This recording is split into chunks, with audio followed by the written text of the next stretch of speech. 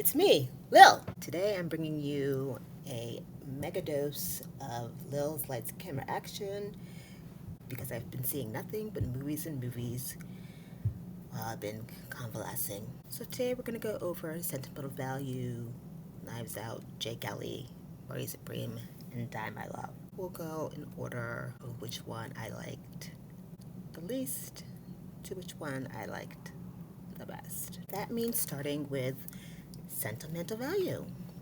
This Norwegian-born film has received lots of acclaim for its performances. It's made several critics' Best of the Year list, but I didn't love it. It stars the patriarch of the Skarsgård family, Stellan, as this kind of washed-up filmmaker who's trying to reconnect with his estranged daughters. He's trying to get financing for a new movie he's made, and he wants one of the daughters to be in it, but she is reticent. The pacing is pretty slow, performances are strong but not revelatory, and the story itself is nothing new that we haven't seen before, a new take on something we've seen before. It was kind of too heavy under the weight of its own importance. I think they're going for like another Scandinavian Ingmar Bergman feel. I think it missed the mark. If you like quiet character studies and films about troubled families, you might enjoy it. But I say don't screen it, don't stream it, but skip it. Gets a Lil's letter grade of a C. Moving on to Die My Love. This was a really tough watch, y'all. It was really hard to get through. It stars Jennifer Lawrence, Robert Pattinson is a young couple in love. They have a baby, and then Jennifer's character descends into a long, drawn-out bout of postpartum depression. The best thing about this is Jennifer Lawrence's performance. She really gives it her all and goes to places she's never gone before. She does a lot of animal work, as we used to say in acting school, crawling around like a big cat. I feel like some of it might have been improvised, but as good as she is, the script itself is just not as strong. I've talked to and read about some people who've experienced postpartum depression, and this movie gives a really extreme portrait of what that condition is like. I'm sure there are some people out there who've experienced it and had it manifest this way, but it seemed a little unrealistic to me. The other thing that made it not as believable is that Jennifer Lawrence's character seems pretty unhinged from the beginning of the movie. You don't see her go from fun, reserved, stay-at-home mom to this over-the-top version of herself that has random outbursts and crazy mood swings. It all felt a little over the top. Kind of the same way I look at Jack Nicholson's performance in The Shining. Like, it would have been more interesting to see him go crazy if he wasn't pretty crazy from the beginning. That's what I felt happened here. No fault of Jennifer's. It's a fault of the script. No need to screen this one. You can stream it. But if you can't make it through the first 15 minutes, don't bother. I give it a Lil's letter grade of a C. Next up, we have another movie about an actor's like sentimental value. But this time everything takes place right here in grand old Hollywood.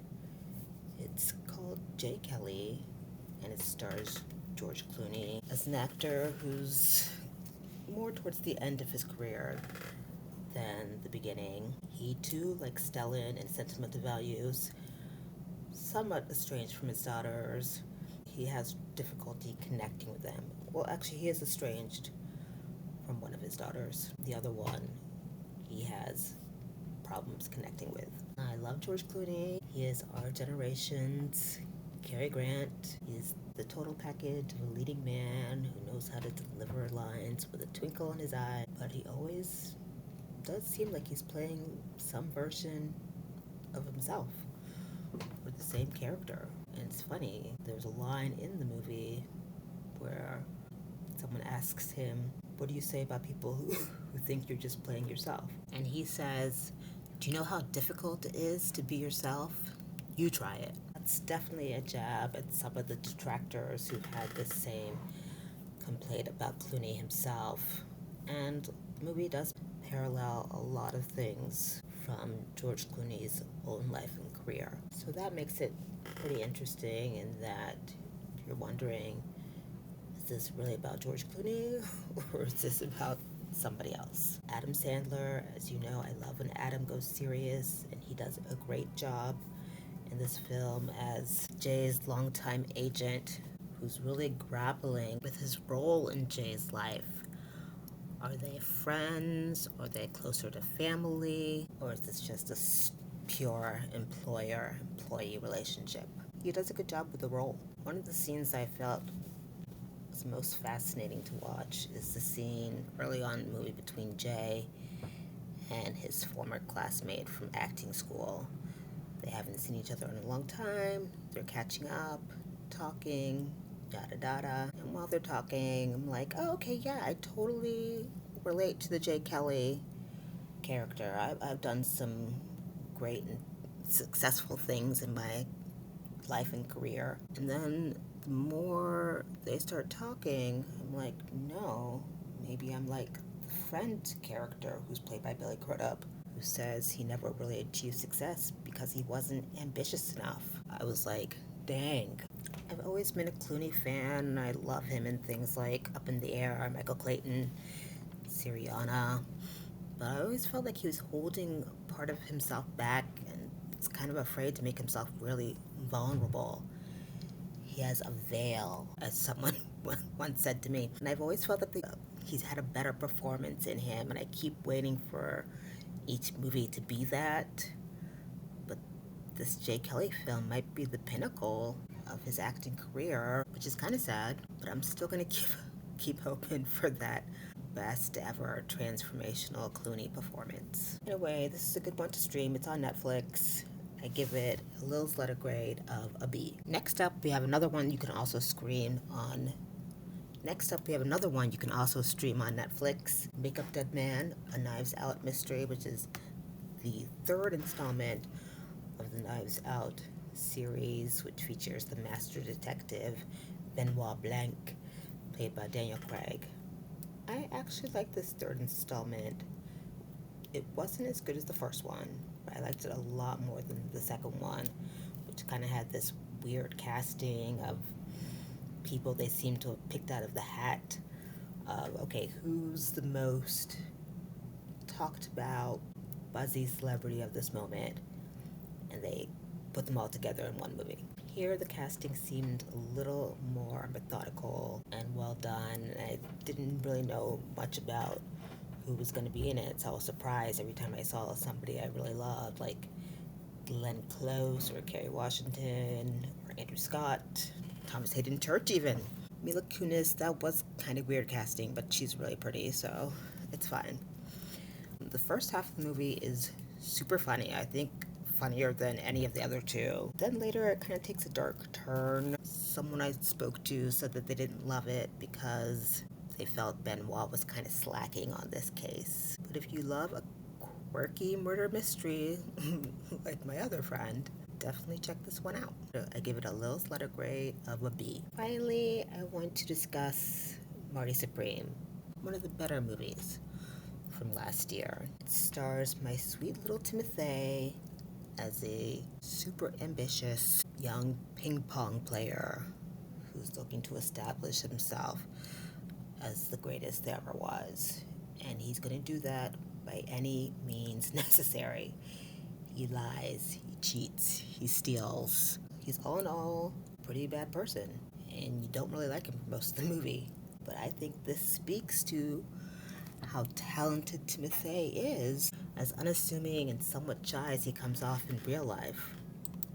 He's a pretty deplorable character in this movie. I thought it was going to be one of those typical root for the underdog sports stories, but you're not really sure if you should be rooting for this guy based on all the bad things he's done to the people in his life. But Timothy plays it so well. Some people feel like the ending was unearned, but I think it made sense based on everything his character goes through throughout the majority of the movie that would leave him in the state he ends in. Despite the questionable morality of the lead character, this is still a really well-made movie and some great storytelling. It's highly entertaining. You're engaged the whole time. One thing I didn't love is that I'm getting the feeling that Josh Safdie does not know how to write women, because the women in this movie were so dumb and so simpering and so crazy over this deplorable ping pong player who treats them like crap. But they're still willing to do anything, even compromise themselves, their lives, their careers, just to be with him.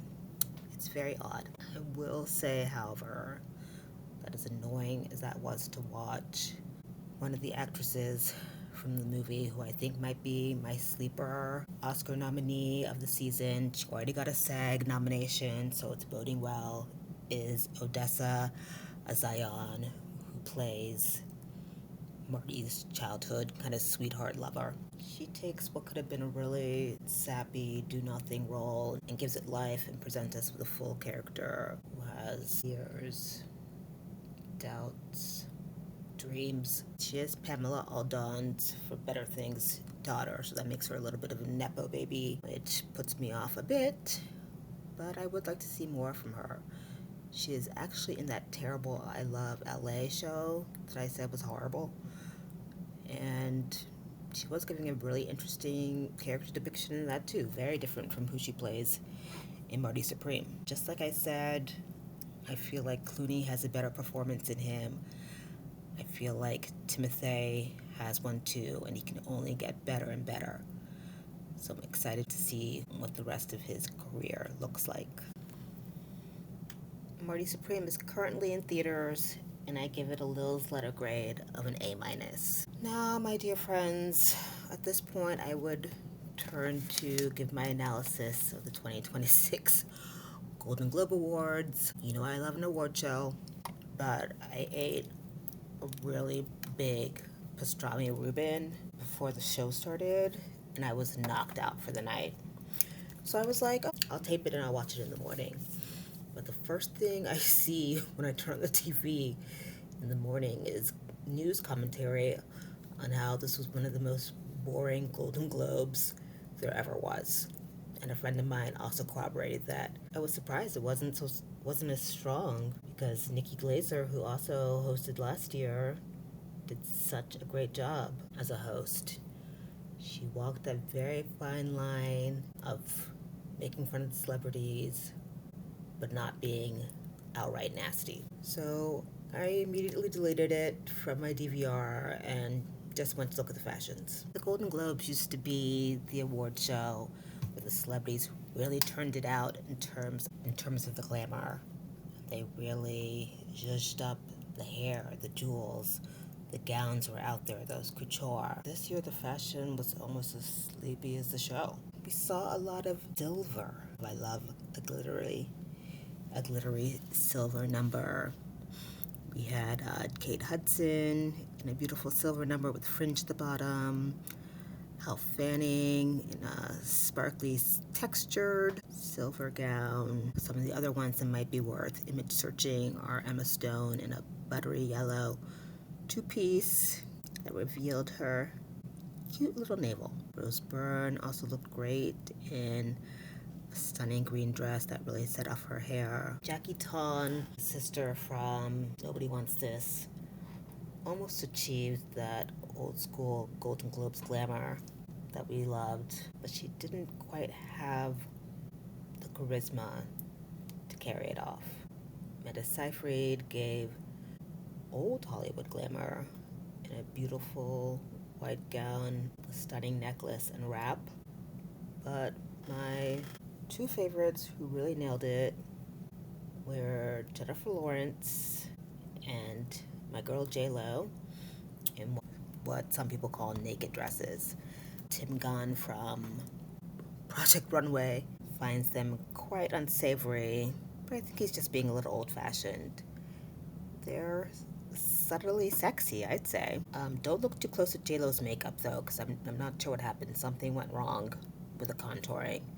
Maybe she's trying somebody new. I don't know. She needs to go back to whoever she was with before. On the men's side, Coleman Domingo, once again, setting the bar for everybody.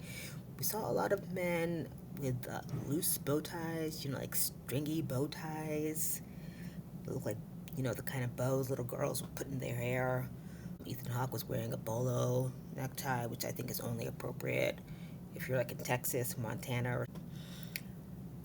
And once again, the worst dressed goes to Parker Posey. Last year's Emmy, she looked atrocious. This year, once again, she's starting to look like some old eccentric version of all her quirky characters. She looks like she could be another Beale cousin from Grey Gardens. It's not really suiting her. Well, that's all for now. Come back next time and I'll have more movies to talk about, and I actually was able to hobble my way over to Broadway to see a show, Marjorie Prime, so I'll talk about that. I'll also be unveiling a new segment called Backseat Banter. See you next time. Bye.